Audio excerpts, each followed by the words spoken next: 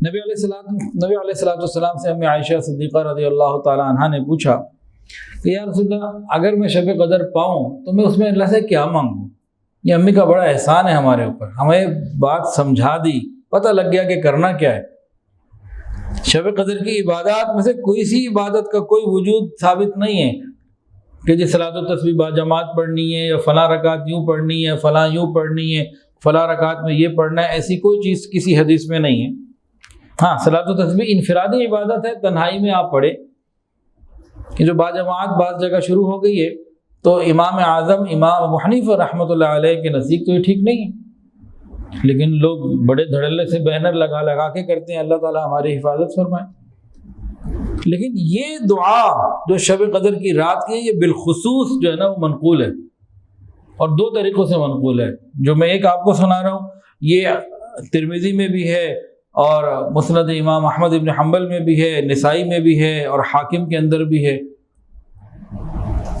اب یہ روایت کیا ہے؟ پوچھا کہ میں کیا مانگوں، تو نبی علیہ السلام نے فرمایا اللہم انک عفو تحب العفو فاعف عنی، اللہم انک عفو کریم تحب العفو فاعف عنی، دونوں طرح سے یہ ملتا ہے۔ اللہم انک عفو کریم تحب العفو فاعف عنی، یہ دعا، اے اللہ آپ بہت معاف کرنے والے، آپ تو کریم ہیں، عفو درگزر کو پسند فرماتے ہیں، اللہ جو کام آپ کو پسند ہے وہ کر لیجئے، مجھے معاف کر دیجئے۔ تو یہاں سے ایک اندازہ ہو گیا ان کے سوال سے اور آقا کے جواب سے، اندازہ کیا ہوا کہ یہ رات توبہ کرنے والی، معافی مانگنے والی، خطاؤں پہ رونے والی، ندامت کے آنسو بہانے والی رات بنتی ہے۔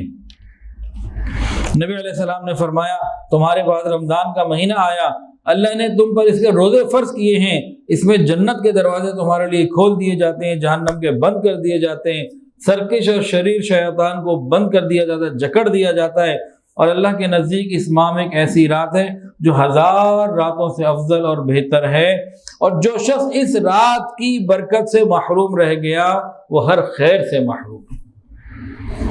یعنی ہم نے اس رات کو حاصل کرنا ہی ہے، فکر کرنی ہی ہے، اگر نہ کی تو پھر محروم ہو جائیں گے۔ ویڈیو کے نیچے سبسکرائب کے بٹن پہ کلک کریں، بیل کے آئیکن پہ کلک کیجئے تاکہ ہر نئی ویڈیو کی نوٹیفیکیشن آپ کو مل جائے۔